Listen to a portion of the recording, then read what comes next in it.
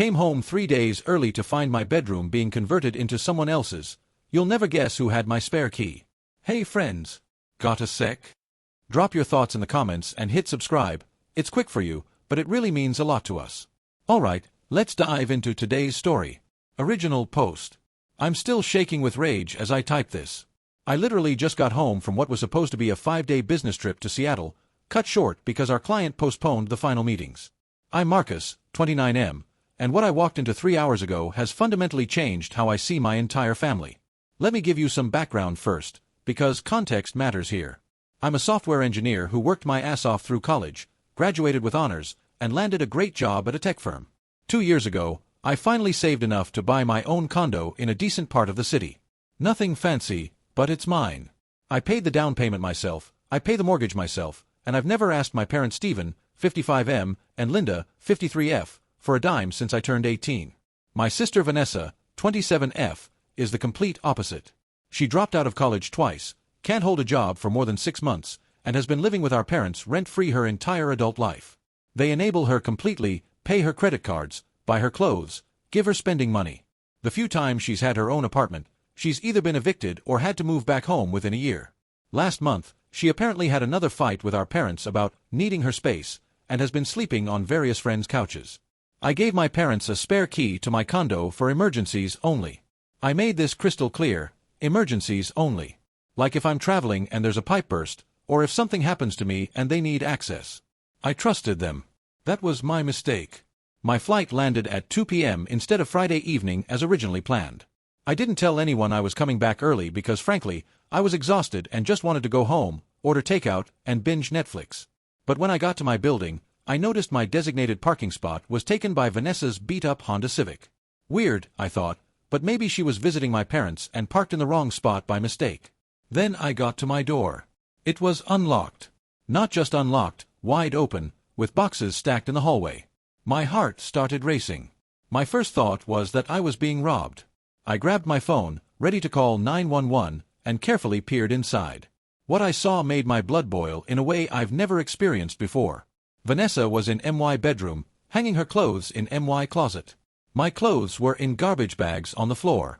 My parents were in the living room, Stephen assembling what looked like a new desk while Linda was removing my gaming setup from the entertainment center, replacing it with Vanessa's collection of reality TV DVDs. I stood there for maybe 10 seconds, trying to process what I was seeing. Then Vanessa noticed me. Instead of looking guilty or surprised, she rolled her eyes and said, "I shit you not. Oh great, you're back early. Mom said you wouldn't be home until Friday night. Can you help me move your stuff to the hall closet? This bedroom has better light for my makeup vanity." I lost it. Not physically, but verbally. I demanded to know what the hell they were doing in MY home. My mother, Linda, tried to play mediator with her usual manipulative tactics. "Now Marcus, don't be dramatic. Vanessa needs a stable place to stay, and you have 2 bedrooms. You're hardly ever here anyway with all your travel. Family helps family. 2 bedrooms. I have a 2-bedroom condo, yes. The second bedroom is my home office where I have $15,000 worth of computer equipment for my work. The setup that allows me to work from home when I'm not traveling. The job that pays for this place." Stephen jumped in with, "Son, you need to learn to share. You've always been selfish with your things. Vanessa is going through a tough time, and as her brother, you should be happy to help." Selfish. I'm selfish. I put myself through college working 3 jobs. I've never asked them for anything. Meanwhile, they've probably spent over $100,000 enabling Vanessa's failure to launch over the past decade. Vanessa then had the audacity to say, "It's not like you were using the space properly anyway. A single guy doesn't need all this room. I've already told my friends this is my new address. I'm having a housewarming party this weekend." A housewarming party. In MY condo. That I pay $2,800 a month for between mortgage, HOA, and property taxes. I told them all to get out immediately. Linda started crying, saying I was being cruel and unreasonable. Stephen said I was acting like a child and that they were disappointed in my lack of family values. Vanessa straight up laughed and said, "You can't kick me out. I have a key and Mom and Dad said I could live here. I already changed my address with the DMV. This is my legal residence now." That's when I realized this wasn't a spur-of-the-moment thing. This was planned. They waited until I was gone, used the emergency key I trustingly gave them, and tried to move my sister into my home without my knowledge or consent. The change of address with the DMV? That means this has been in the works for at least a week. I pulled out my phone and started recording. I told them they had 15 minutes to get everything of Vanessa's out of my home, or I was calling the police. Stephen actually puffed up his chest and said, "You wouldn't dare call the cops on your own family." Want to bet? I'm typing this from my bedroom, after I made sure to check that nothing of mine is missing. Vanessa's stuff is still here because they refused to leave. They're currently in my living room, with Linda calling relatives to tell them how horrible I'm being, trying to get people on their side. Stephen is on the phone with someone, I think maybe a lawyer friend of his, asking about tenant rights and whether Vanessa's DMV address change means anything. The level of betrayal I feel right now is indescribable. They violated my trust, invaded my home, and tried to force my sister into my space, and they're acting like I'm the bad guy. Vanessa is scrolling through her phone on my couch, occasionally smirking at me and making comments like, "I hope you're not this uptight when my friends come over," and "We should probably set up a chore schedule since we're roommates now." Roommates. Roommates. In my own fucking home. I'm done being nice. I'm done being understanding. They want to play games? Let's play. Update 1. The police are here. It's been 2 hours since my original post. I called the non-emergency police line, explained the situation, and 2 officers arrived about 30 minutes ago.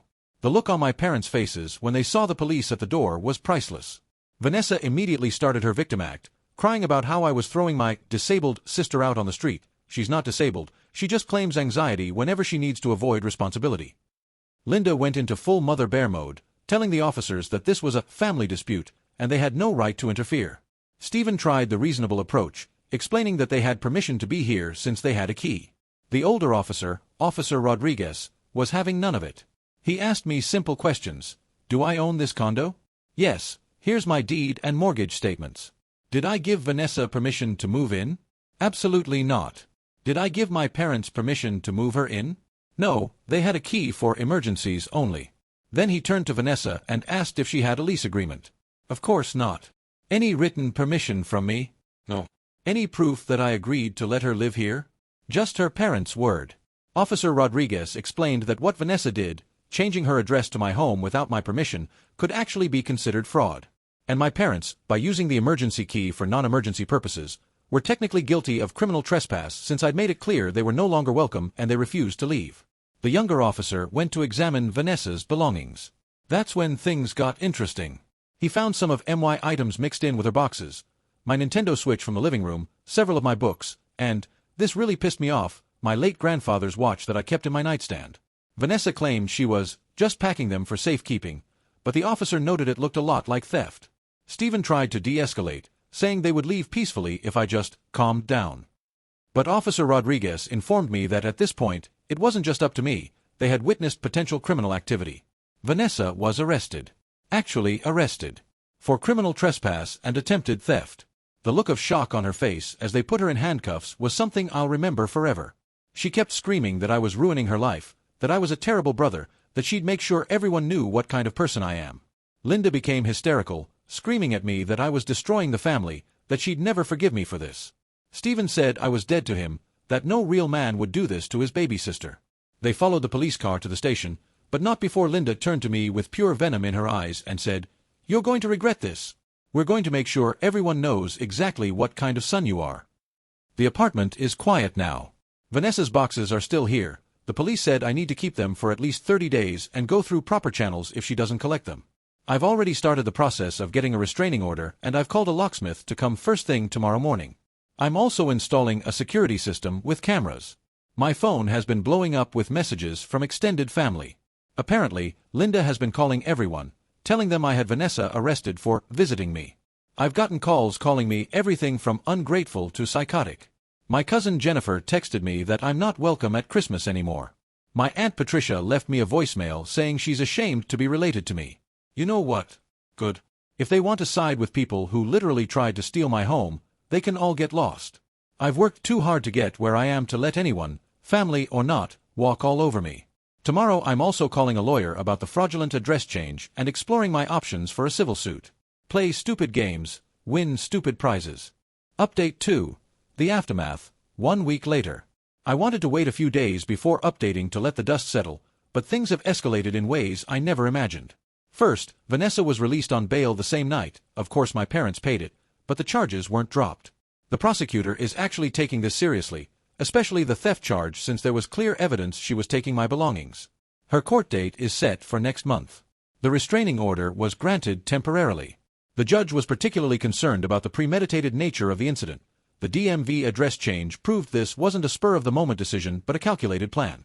My parents are also included in the restraining order after they showed up at my workplace on Monday. Yes, you read that right. They came to my workplace. I was in a meeting when our receptionist, Ashley, interrupted to say my parents were in the lobby demanding to speak with me and refusing to leave. I had to get security involved. They were escorted out while Linda screamed that I was a sociopath who destroyed his own sister's future. Several of my co-workers witnessed this, including my boss, Richard. Thankfully, Richard was understanding when I explained the situation, but how mortifying. Here's where it gets interesting.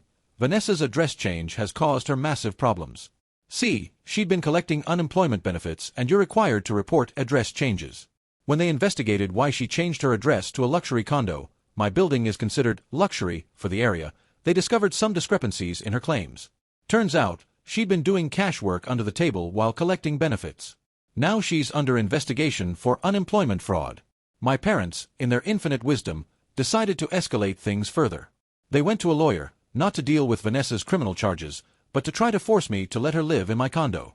Their claim: since they gave me $500 for my birthday 5 years ago and $1,000 when I graduated college, they have invested in my life and should have a say in how I use my property. Their lawyer dropped them after reviewing the case. Apparently, he told them they were lucky I wasn't suing them for conspiracy and that they should be focusing on Vanessa's defense, not trying to steal their son's property. But the real kicker came yesterday. I got a call from my building's HOA president, Robert. Apparently, Vanessa had somehow gotten a copy of the key, I'm guessing she made one when my parents had it, and tried to enter the building on Wednesday afternoon.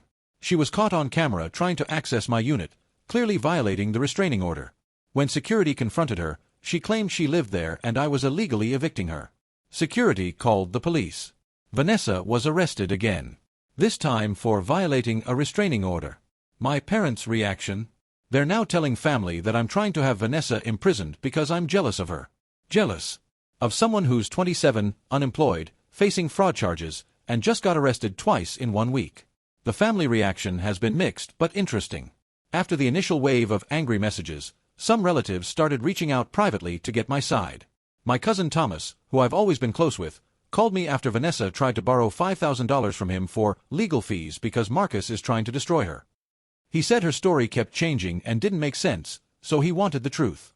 When I sent him the security footage of them moving her stuff into my condo while I was gone, and the police report showing she'd stolen my belongings, he was furious, not at me, but at them. He's been spreading the real story to other family members, and slowly, some are starting to see the truth. My Uncle Charles, Stephen's brother, called me yesterday. He said this was the final straw in a pattern he'd seen for years, my parents enabling Vanessa to the point of criminality. He told me about several incidents I didn't know about, including them paying off a store owner after Vanessa was caught shoplifting, and covering up a hit-and-run she committed last year. The security system is now fully installed. I have cameras covering every entrance and my door has a smart lock that records every entry attempt. I've also installed cameras inside, completely legal since it's my property. After discovering some of my valuable electronics were missing, items Vanessa must have taken during previous visits when I wasn't home. My lawyer is preparing a civil suit for damages, including the cost of the security system, locksmith, legal fees, and the missing items. She says I have a strong case, especially with the evidence of premeditation. Oh, and remember Vanessa's housewarming party she was planning? Well, she apparently didn't cancel it. Several people showed up at my building on Saturday night expecting a party. Security turned them away and added them to the "Do Not Admit" list. One of them, a guy named Brian, messaged me on Facebook apologizing, saying Vanessa had told everyone she'd inherited the condo from a dead relative. Inherited from a dead relative, while I'm very much alive and living in it. The delusion is strong with this one. Update 3. Legal consequences, 1 month later. The criminal cases are moving forward, and the consequences are starting to hit hard. Vanessa's first court appearance was a disaster for her. She showed up in clubwear, apparently thinking her charm would work on the judge like it does on our parents. The judge was not amused. She pled not guilty to all charges, but her public defender looked defeated from the start. The security footage, the fraudulent DMV change, the stolen items found in her possession, and her violation of the restraining order all paint a pretty clear picture. But here's where it gets worse for her. Remember the unemployment fraud investigation? Well, that's turned into its own criminal case. She was officially charged with fraud last week. The amount she illegally collected was over $15,000, which makes it a felony in our state. My parents hired a decent lawyer for her, probably spent their retirement savings on it. But even he told them, according to my Uncle Charles, who heard it from Stephen, that the best he can do is try to get her a plea deal with minimal jail time. Jail time. Vanessa might actually go to jail. The civil suit is also proceeding. My lawyer subpoenaed their phone records and found text messages between my parents and Vanessa planning this whole thing.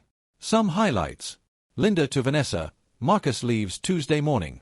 We'll have you moved in by Wednesday. Once you're settled, it'll be too hard for him to kick you out. Stephen to Linda, should we change the locks? Linda, no, that might be illegal. But once V is living there, she'll have tenant rights. Vanessa to her friend Michelle, my pushover brother is about to learn you can't keep family out all. My parents are giving me his apartment. He'll be mad, but he'll get over it like always. Like always. That phrase stuck with me. They've been taking advantage of my desire to keep the peace my entire life. The forensic accountant my lawyer hired also discovered something interesting. Remember those missing electronics?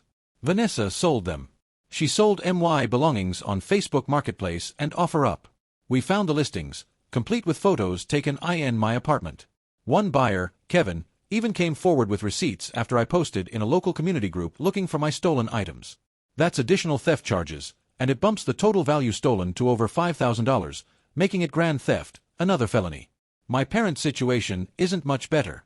While they're not facing criminal charges, the DA declined to prosecute them for conspiracy. The civil suit is going to hurt. Their homeowner's insurance is refusing to cover them because their actions were intentional. They're looking at potential damages of over $30,000 when you include my legal fees, the security system, lost property, and punitive damages my lawyer is seeking for emotional distress. But the real consequences are social and familial. The family is completely divided. After Thomas spread the truth, including sharing the security footage and text messages, about 60% of the extended family has sided with me. The other 40% still think I'm overreacting, but even they're starting to distance themselves from my parents and Vanessa as more details come out. The best/worst part? Vanessa's mugshot made it to one of those local Crime Watch Facebook pages. Someone from her high school recognized her and shared it. Then someone else posted about how she'd scammed them out of $200 last year. Then another person claimed she'd stolen from their house party. It became a whole thread of people sharing their Vanessa stories. Stephen and Linda have become pariahs in their social circle. Linda was asked to leave her book club after showing up drunk and ranting about me. Stephen was told not to come back to his golf club after he got into a screaming match with another member who questioned his parenting. They've isolated themselves completely, spending all their time and money on Vanessa's defense. Last week, I heard from my grandmother, my dad's mom, Patricia. She's 82 and hasn't been involved in the drama because my parents haven't told her, probably because they know she'd be on my side. She called me after hearing from Charles and said something that broke my heart. I always worried they were ruining that girl, but I never thought they'd try to ruin you too. Your grandfather would be ashamed of Stephen. That hit hard. My grandfather, whose watch Vanessa tried to steal, was the most honest, hard-working man I ever knew. He's the one who taught me the value of earning what you have. He'd be devastated to see what his son has become. Final update, 3 months later. I wanted to give one final update to close this chapter of my life. Vanessa took a plea deal. She got 18 months probation for the trespassing and theft charges, 100 hours of community service, and has to pay me restitution of $8,000. The unemployment fraud case resulted in separate probation, and she has to pay back the $15,000 she stole from the state. Here's the thing about having 2 felony convictions on your record. It makes life really hard. Remember how she could never hold a job before? Now she can't even get one. Every background check comes back with red flags. Even McDonald's turned her down. The only job she could get was cash under the table housecleaning work, and she has to report that income now or risk violating her probation. But karma wasn't done with her. Last month, Vanessa was caught shoplifting from Target. With her criminal record and being on probation, she's now looking at actual jail time. Her court date is next month, and her lawyer, public defender this time, my parents are out of money, says she'll likely serve at least 60 days. My parents' situation has completely imploded. The civil suit judgment came in at $42,000 including all damages and legal fees. They had to take out a second mortgage on their house to pay it. Stephen, who was planning to retire next year, had to push that back indefinitely. Linda had to go back to work at age 53 after being a housewife for 25 years. She's now working as a cashier at a grocery store. Their marriage is falling apart. Uncle Charles told me Stephen has been sleeping in the guest room for 2 months. They blame each other for enabling Vanessa and for the failed apartment takeover plan. Linda blames Stephen for not handling me better, while Stephen blames Linda for pushing the plan in the first place. The family divide has solidified. I've grown closer to the relatives who supported me, especially Thomas and Uncle Charles. We had a great Thanksgiving at Charles's house. About 20 family members attended, and it was drama-free. My parents and Vanessa weren't invited. I heard they spent Thanksgiving alone, eating Chinese takeout, because even Linda's sister Patricia refused to host them. As for me, I'm thriving. The security system gives me peace of mind. I've upgraded my home office setup since I no longer have to worry about family members stealing my equipment. I got a promotion at work, partly, Richard admitted, because of how professionally I handled the family drama that spilled into the office. I'm in therapy to deal with the years of manipulation and guilt-tripping I endured, and it's been incredibly helpful. I've been dating someone, Amy, for about a month now. She knows the whole story, hard to avoid when you have security cameras everywhere and have to explain why you don't speak to your family. She's been incredibly supportive and understanding. Her take on it: they tried to steal your home. You don't owe toxic people anything just because you share DNA. Last week, something interesting happened. I got a letter from Vanessa. Not an apology, she's incapable of that. It was a demand that I write a letter to the judge asking for leniency in her shoplifting case because families should stick together. The audacity is still there, even after everything. I didn't respond. Instead, I wrote a letter to the judge detailing her lack of remorse, her continued criminal behavior, and my concerns for public safety. I heard from the prosecutor that it was very helpful. My parents have tried reaching out through various channels. They sent messages through relatives, showed up at my gym, they were escorted out, and even hired a private investigator to follow me. I got a restraining order extended. Every attempt at contact is just manipulation. No apology, no acknowledgement of wrongdoing, just demands that I stop this nonsense and remember my family duties. Family duties. That phrase makes me laugh now. Where were their duties when they tried to steal my home? Where were their duties when they enabled Vanessa's criminal behavior for years? Where were their duties when they chose their golden child over their son who did everything right? I've learned something valuable through all of this. Family isn't about blood. It's about respect, trust, and mutual support. The relatives who stood by me? That's my family. My friends who supported me through this mess? That's my family. Amy, who's been my rock this past month. She's becoming family. As for Stephen, Linda, and Vanessa, they're just people I used to know. People who taught me valuable lessons about boundaries, self-respect, and the importance of standing up for yourself. The biometric locks I installed are a perfect metaphor. Only people I choose get access to my life now. And it's never been better. To anyone dealing with similar family dynamics, remember this: you don't owe anyone access to your life, your home, or your peace of mind just because they're family. Real family doesn't try to steal from you, manipulate you, or guilt you into accepting abuse. Real family respects your boundaries and celebrates your success instead of trying to exploit it. Stand your ground. Call the police if necessary. Get restraining orders. Sue if you have to. Do whatever it takes to protect yourself and what you've worked for.